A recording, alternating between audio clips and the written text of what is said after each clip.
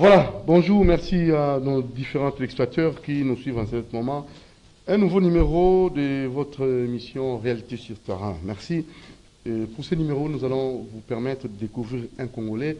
La diaspora aussi quand même, montre leur savoir-faire, hein, parce qu'on a un Congolais qui séjourne, je crois, en dehors du pays. Hein. Il travaille dans le sens de faire comme ça des recherches, des documentaires, et ça va nous enrichir aussi pour ces grands numéros. Hein. Donc, vous allez découvrir M. Monchengo. Donc, il a réalisé des documentaires, Chute des Zongo, qui vous aurez à découvrir, les enfants autistes, forage à Kinshasa, tourisme et santé. Et voilà, donc, ça, sont là les quelques reportages, documentaires qu'il a réalisés. Et nous allons, tout au long de cette émission, vous faire découvrir ces grands qui travaillent pour aussi, comme ça, nous fournir des éléments, même si nous ne sommes pas au niveau, en fait, nous ne sommes pas descendus sur le terrain, mais lui, quand même, a fait le travail. Hein. Il nous a fait ce travail-là de façon vraiment professionnelle. Monsieur Monchengo, que vous allez découvrir pour ce numéro de Réalité sur le terrain. Ça, c'est la deuxième partie. Première partie, nous allons recevoir pour vous, monsieur... c'est un habitué, hein, Richard Sala, comment Kololopa ou comment Mopao. Avec lui, on va parler toujours de ces problèmes. Devenir bailleur, ce n'est plus très compliqué, c'est très facile maintenant. Devenir patron, c'est très facile si vous suivez avec beaucoup d'attention notre invité, Maître Richard Sala, qui est le porte-parole de M. Zico Mukanga. Bonjour, Maître Richard Sala. Bonjour, monsieur le journaliste Papa Doudou Moutiri. Vous allez très bien? Je vais très bien, en forme. Ok, en super forme. Alors, ça viendra juste après quelques remerciements. Nous remercions très sincèrement boss Alain Taboukou. Merci beaucoup pour tout ce que vous êtes en train de faire. Hein. Salutations aussi à toute votre famille, hein, la famille Taboukou, et vos enfants, votre épouse aussi. Donc, bien des bonnes choses à vous, monsieur le boss Alain Taboukou. Et je n'oublie pas aussi Willy Moucheni Code Mondial. Quelqu'un m'avait dit, mais ton vieux, il est ici à King ou comment? Non, mais Willy Moucheni n'est pas à Kinshasa, il est en dehors du pays. Donc, dès qu'il sera ici, on aura une émission avec lui. Il a accepté pour ça une émission sur la culture. Hein. Donc, ce sont là les quelques opérateurs culturels qui par moment n'apparaissent pas, mais il a accepté. Doudou Montir est aussi en émission parce que Willy Moucheni, cette fois-ci, va s'exprimer. Donc, du point de vue culturel, il va un peu nous donner sa vision sur le plan culturel. Merci beaucoup, Willy Moucheni, Code Mondial. La prière, c'est vraiment très capital dans notre vie, dans votre vie, dans ma vie aussi. Nous ne cessons de vous rappeler un endroit, une adresse pour la prière sans nuisance sonore. C'est bel et bien sur l'avenue Suisse 42 bis, Maison de la prière, Cité Ossements, Fondation Keren, de M. Bienvenu Antima Lancel, que nous tenons là à vous signaler. Et donc, vous pouvez bénéficier de ces beaux cadres, parce qu'il y a la restauration, il y a des chambres bien aménagées, il y a aussi, comme ça, une bibliothèque. Et sans nuisance sonore, vous allez prier sans complications. C'est sur l'avenue Suisse 42 bis à Lipen. Effectuer de longs trajets pour prier, pour aller prier, vous allez vous compliquer l'existence. Commune Ngalema, Upen, mesure d'appuyer ces ossements, ça va vous aider, ça va vous faciliter et vous allez peut-être gagner du point de vue énergétique. Hein, donc, au lieu de gaspiller comme ça votre calorie, ok, moussika, pour rien. Donc, appelez Madame Charlotte au 082 24 555 63 082 24 555 63. Vous allez bénéficier des beaux cadres et vous allez prier dans de très bonnes conditions. Merci. Monsieur Bienvenu Antima Lantel, merci à votre épouse adorable, Maman Kembe, les enfants Naomi Antimbana et Keren Antimbana. C'est week-end déjà, donc je vais faire un tour là-bas, hein, mesure la prière sérieusement, pour aussi la verdure. L'endroit est tellement bien aménagé pour vous permettre de prier. Très bien. Merci, son excellent Florent Chiba de Brazzaville. Salutations à vous, monsieur Guichon Kouamoran Djambé. Je n'oublie pas Alfred Mazou et Trésor Mbemba, le président de tout l'échangeur. Monsieur Kouba, ça va mon cher? Ça c'est bien. Allez, il y a Madame Nicole, hein, Nicole depuis Lubumbashi avec son ONGD. Cette dame devait être avec nous hein, pour le compte de l'émission Grand Homme, qu'on va peut-être très prochainement tourner, parce qu'elle n'est pas ici à Kin, je crois. Elle va retourner déjà la semaine prochaine. Hein, donc on aura cette dame pour les comptes de l'émission Grand Homme, une dame qui travaille pour l'émergence du Congo. Voilà, Madame Nicole, que je tenais là à féliciter. Ce sont des femmes que nous devons nécessairement appuyer et avec des initiatives louables. Madame Nicole Salaka Abouit, ils a bien. Madame Nicole Kapoupa, une très grande dame qui travaille pour soutenir les personnes désœuvrées, pour soutenir les personnes qui ont des problèmes. Donc c'est dans la même optique que notre très chère Dorcas Dor, qui est la présidente de l'ONG d'Action Plus. Donc ce sont des femmes très très courageuses, très très fortes. Et j'ose croire que très prochainement, vous allez découvrir ces différentes œuvres. Madame Nicole Kapoupa, coup de chapeau à vous. Madame Dorcas Dor, présidente de l'ONG d'Action Plus, coup de chapeau à vous. Comment ça c'est vraiment le président Ziko Mukanga qui aide les Congolais, on a souci les Congolais. Je crois votre cravate, c'est un peu d'arranger votre cravate. Voilà, alors monsieur Richard Sala, comment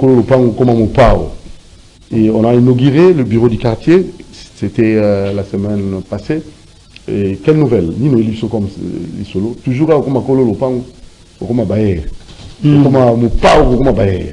Oui, c'est sur les mêmes points que nous vous parlons toujours avec le président Zico. Je crois le 25 mai, l'inauguration du plus beau bureau de la RDC a été en fait en existence dans la concession Cité Mukanga. C'est-à-dire que les actions du président Zico continuent toujours parce que les fils du pays ont en train de faire en sorte que son pays soit à un développement incroyable. Tellement qu'il est derrière la grande vision du président de la République, le président Zico continue toujours avec ses actions. Je crois... Pourquoi initier, pourquoi ces bureaux du quartier, pourquoi, c'est pour quel intérêt autour de bureau du quartier, il y a qui tourne les bureaux, pourquoi ça? Qu'est-ce qui a motivé cette action? Oui, le président Zico a toujours fait quelque chose qui est contraire avec toutes les choses que font également les gens. C'est-à-dire quoi? Il est le plus amoureux du pays. Le président Zico aime beaucoup plus son pays que les autres. En aimant son pays plus que les autres, il manifeste en fait les actions et l'amour à question.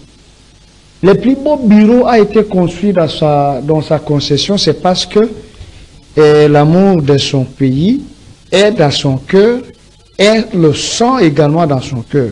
C'est-à-dire qu'il a fait ça pour les initiatives qu'a le président de la République et cette vision du président de la République qui a poussé également au président Zico de faire embellir en fait que ces bureaux soient également les plus beaux bureaux de la RDC.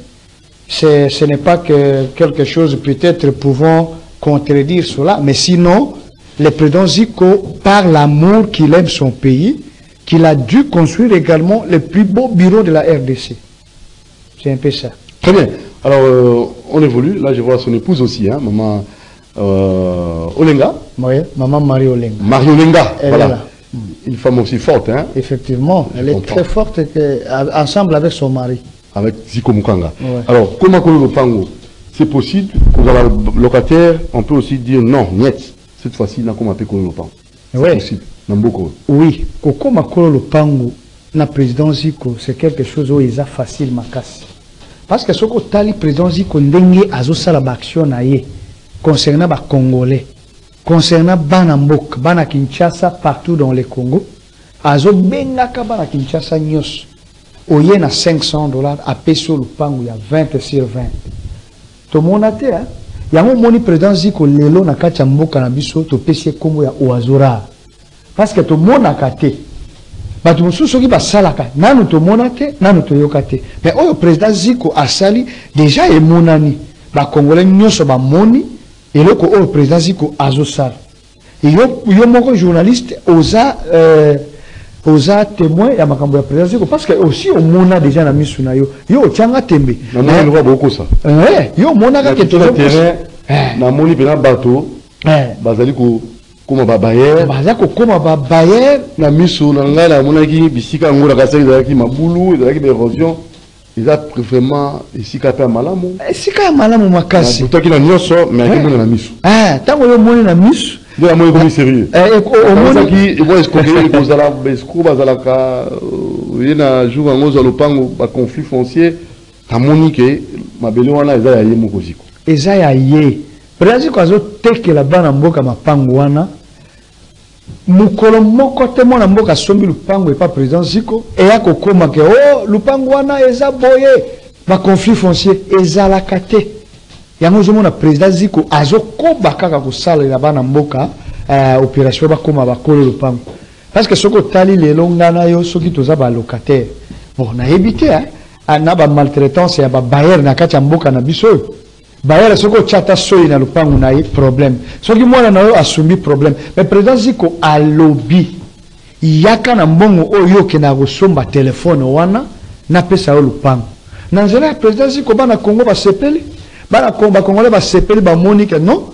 Président Ziko mwana mboka ayepe kosunga bana mboka. J'ai croisé quelques amis dans l'émission, ba bisinga Doudou, mon Thierry Mapango wana et 20 sur 20 eza esikanini oyo sokoza na $500 romikolo lopango otikali na nyongo ya 1000 au futango pendant une année pendant une année $97 $87 par mois esikanini na esi bango na ngengenge babi musika bongo atapasi na nini répondre bango peut-être ba kuta na pe occasion yo bazo réponse na bango musika bongo na nsele kuna na mangengenge na habité monsieur Richard Salamina ko yebisa ba bato na kwazaki yoka réaction ya zo futela na bandal ya zo futela muso futela na lemba et avec $500 $1500 tu as la facilité d'acheter téléphone moko iPhone mais so ozu lo pango nsele avisa musika bongo ya mangenge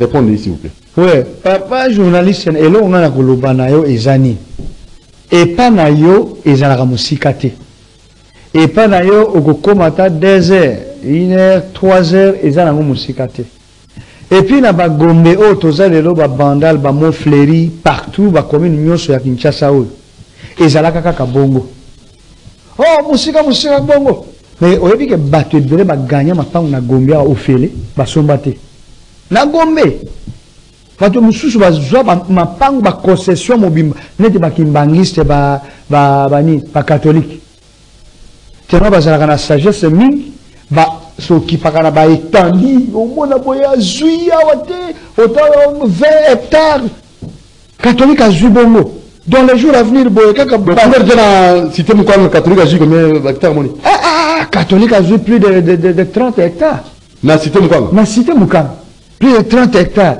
yebsanga sikoyo lobby soki catholique bomoni ba conjure ba mission na bango ba catholique ba occupa boye ba kimbangisa ba soki 20 hectares tango bazo zwa ba concession wana nyonso na pire na moins cher lobby okotia catholique mais ka côté kata Saint Alphonse oya Gombe oyo Saint Alphonse oya Gombe oyo mais ka kotia c'est pas entêté Matete mais c'est en France. Non, oh, la Gombe, on a mis. Oh, c'est une église catholique au Samboué. Église catholique, oh, c'est Gombe, papa. Et ça. Vous pouvez éviter. Église Simanabiso. Jésus. Moi, puis je suis en tout là. Vous êtes catholique. C'est un Simanabiso. Ah, quand est-ce que les catholiques va occuper un mais talent va valoriser un mot. Quel est la minute où tout le catholique dit, t'es que la Satan. Agotegela na combien soka limite gotegela yo et pas na concession la présidence Ziko ezandeni lolo lobby ngana to kolobelo ko mususu et puis soko tali bien na ndenge to kinaka na concession la présidence Ziko ezana ngo musika te to soko longo na Air Force wana 20 minutes 9 km eza musika te mangengenge o batu bakendaka na ba église na ba prière que c'est gêné qu'on sort papa yo asi mangenge mutu azolongwa nini bandal mutu azolongwa kaluka azoke mangenge papa bongo président Ziko a facilité bana Congo bana Kinshasa ke mangenge yango somba lupango awa au mati au bondeli au zongi na ndako. Alors quelles sont les conditions? Alors la condition eza et pas président Ziko eza simple Parce que le président Ziko a compliqué na mboka te. Président Ziko a tient la condition oyo. Ko somba lupango pas président Ziko, il faut okende na bureau national ya président Ziko. Sur l'avenue Victoire numéro 42 na galerie Efra au côté wana au pesi avant c'est kaka ya $500. Tant que pesi avant c'est à $500, to pesi lupang président Ziko a pesi lupang il y a 20 sur 20. Au jour lupang il y a 20 sur 20 na $500 au pesi à compte wana au koki même kotonga. Au tongi bandaku na yo ba immeuble na nyonso oyo kolinga. Et puis $1000 oyo kotikala parce que président Ziko azoteka lupangu na $1500. $1000 oyo kotikala par mois au kobanda ko pesaka $87. $87 par mois. Yango to pesi numéro oyo pour na ko contacter président Ziko yemoko à personne 081 26 94 896 081 26 94 896 eza numéro oyo okokende ou soit au bengi okokuta oazorara ye moko président Ziko akopesa yo ba énumération nyos akopesa yo ba acte nyos oyo esengeli ozwa lupangu et pas président Ziko eza opération oyo existé kala président Ziko asungi bana mboka plus de 5 ans. C'est depuis 5 ans que le président Ziko a accédé avec cette opération. Et maintenant, opération wana ezoko bakaka. Bana Congo, bana Kinshasa, partout boya. Ata ozali bana mboka yaka na Kinshasa, oya ko somba lupangu et pas président Ziko. Parce que président Ziko a facilité, a sali effort, ya bana mboka nyos kozwa mapangu, c'est-à-dire kolongola ba locataire, ba congolais nyos bazala ba locataire lisusu te. Bakoma ba bayer, bakolo mapam. Deuxième opération au président Ziko a lancé qui a outaki ko lancé. Président Ziko a sali opération Koma Patron. Opération Koma Patron, le président Ziko a sorti 5000 motos à disposition ya ba Congolais. Quelle grâce! Quelle grâce qu'on a na président Ziko. Ce qu'on a na président Ziko, c'est toute une grâce. Parce que Nzambe a sali président Ziko. Aya kosunga bana mboka président Ziko asalaka makambo nyonso oyo na kozala soutenu par mutu mokote et puis ndenge moni wana président Ziko asimaka fonction moko na politique na biso mboka te aza député te président Ziko azalaka ministre te président Ziko azalaka PDG ya société te président Ziko aza ye moko président Ziko nde azosala makambo wana na vision ya chef de l'État oyo aza Fachi Beton parce que Fachi Beton alobaki ba congolais nyonso tozala ba riche eloko oyo chef de l'État alobaki wana il faut que sosolango bien eza eloko très capital bana mboka ozala sima ya président Ziko et puis opération Koma Patron wana président Ziko azosala boye. Ce qu'on a même bureau na biso, kaka na bureau na adresse au na uti koloba awa, il y a avenue Victoire numéro 42. En ce qui concerne la moto, opération Koma Patron. Bureau, il y a opération Koma Patron, et ça na Prince Kasavubu, croisement avenue Louosi. En face, c'est Carrefour des Jeunes, et ça, bureau, il y a opération Koma Patron. Et puis, pour accéder à l'opération, qu'on joue à initiative ou à coordonner, il faudra maintenant qu'on ait un bureau national de président Ziko. Bureau national de président Ziko est sur l'avenue Victoire numéro 42, na galerie Efra, na arrêt Mabaya. Au Komiwana, au Koti, au Kopesa na moto avance na yo $450. Au PC $450, bah ça le formalité nyos na moto. Na $450 wana par semaine. Au Kobanda ko futa $57, soit par mois, au fouti $225. Mais pour na ko pesa yo moto, pour président Ziko a pesa yo moto, président Ziko a 3 conditions o yazo pesa bana mboka ba moto. Condition liboso eza mutu oyo akozwa moto et pas président Ziko, eza mutu oyo aza na lupangu na cité Mukanga. Mutu aza na lupangu na concession ya président Ziko. wana akozwa moto apesi ya compte na ya $450 abandi kofuta $57 par semaine, soit $225 par mois. Et puis deuxième condition, président Ziko azopesa ba moto na lolengi ya kokangama.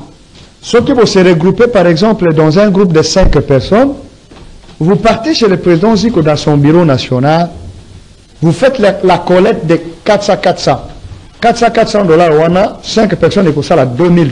Vous payez na bureau ya président Ziko. Tango vous payez, président Ziko azui a payé bino 5 motos. Et puis dans 5 motos le président Ziko azo payé bino wana. Ceux qui parmi vous na 5 personnes wana moko la bino abungi la moto ya président Ziko. Bino bato bozotika la 4 boko futa. Moto wana oyo mutu oyo aza na groupe na bino wana akimi nango. Troisième condition, président Ziko azopesa eza opesi engage. Na engage oyo kopesa wana opesi pe avance ya $450. Président Ziko apesi yo moto ozofuta kaka $57 ou par semaine ou $225 par mois. Alors ce sont les deux opérations au président Ziko asali na mboka na ye. Na makila lo mumba o evandi na kati ya nzoto na ye. Amour wana ya pays na ye. Le président Ziko azosala azala ba initiative wana pona ko soutenir mokonzi mboka Faci Beton na ba œuvre na ba vision na ye. Yango président Ziko a lancé des opérations wana, ça fait pratiquement 5 ans. Le président Ziko a lancé opération wana. Et puis pour votre information, les actions du président Ziko continuent toujours. Le président Ziko va en fait effectuer un voyage à la fin pratiquement de l'année, à la fin de l'année, vers Bandundu. Le président Ziko a disposé déjà 10 000 vélos pour le peuple de Bandundu. Quelle grâce! Mais ce qui est au lobby que le président Ziko a soutenir vision ya mokonzi mboka Faci Beton. Les chapeaux de la nation, les garants de la nation Faci Beton. Il y a derrière vision ya Faci. Et puis, c'est que le président de la République recommande au peuple congolais. C'est ça la vision qu'a le président Ziko. Le lobby, boya koloba, oh boye. Président Ziko a fait sa occasion à ba Congolais nyos, bakoma ba patron, bakoma ba bayer. Boya na avenue wana. Numéro oyo boko benga au azorar président Ziko eza 081 26 94 896 081 26 94 896 eza numéro ya président Ziko ye moko soki bo bengi na numéro wana boko zwa président Ziko facilement boko atteindre ye facilement. Président Ziko azalaka na mobeko ya koyamba na téléphone te. Président Ziko ayambaka numéro nyos. Oh ndenge zalake oh bakonzi mosusu bayambaka numéro inconnu te. Voilà. Ayambaka ngo pona bien ya bana mboka papa de Muti. Très bien. Merci beaucoup Ziko Mukanga, merci Charles Sala. Merci la nation de Sala pour bana Congo, ba kokolongwa na vie qui locataire. Par contre, on peut un jour, et je crois bien les conditions sont venues pour nous dans la facilité à Kotonga Kuna. Est-ce que Maïzali Kuna, est-ce que Moutorlonga Naba Tol, Naba Mabaya Naye, tout ça, Chevron, Ake Namote, Kuna na Manenge, pour Nyon Sezali Kuna. Pour la solution. Nyon Sezali, la concession à Cité Mukanga, président Ziko Azana Nyon Sokuna, Mabaya, Osima, Maïba forage eza. Président Ziko asali ba forage. Na mbongo na ye. Président Ziko a défi mbongo na banque te pas ça ba forage. A disposer ba matériel nyos. C'est-à-dire et pas président Ziko na concession à président Ziko Mukanga oko construire ba construction nyos oyo ko sala. Oko bimaliba ya concession te. Tout est dans la concession. Nyos eza na kati ya concession, c'est-à-dire il n'y a pas un problème de s'inquiéter. Lorsque vous achetez une parcelle chez le président Ziko, oh boye. Nous sommes dans la concession. Makamounia chez Zali. Très bien. En tout cas, tout y est chez le président Zico. Merci Richard Salah, merci à vous. À la prochaine occasion, comment Kololopango, comment Mopao avec le président Zico Mukanga. Et ça, c'est très facile. Voilà, donc, nous, c'est Zali, pour nous retonga kuna, Moni, Patakter et Zali, Ma et Zali, Forage et Zali. Donc, $500 au PC à compte, au tiré à $1000, on fout pendant une année, $87 chaque mois. Ce qu'on dit réellement comme un bailleur, c'est très facile. C'est question d'appeler au 081 26 94 896. 081 26 94 896. Ou alors comme les bailleurs, sur le ligne, comme en acceptant l'orateur. Ciao, à la prochaine. Merci. Très bien. C'était Richard Salah, le porte-parole de cette initiative louable de M. Zico Mukanga, de PCP Mbote na maman Olenga Marie. Olenga. Ça c'est très bien. Alors on va changer de cap cette fois-ci. On vous avait déjà annoncé que vous aurez droit à un Congolais qui séjourne en dehors du pays, hein, qui réalise des documentaires. Monsieur Monchengo, on va vous laisser suivre ça dans d'un moment à l'autre. Mais avant cela, vous savez, on doit aussi parler actualité.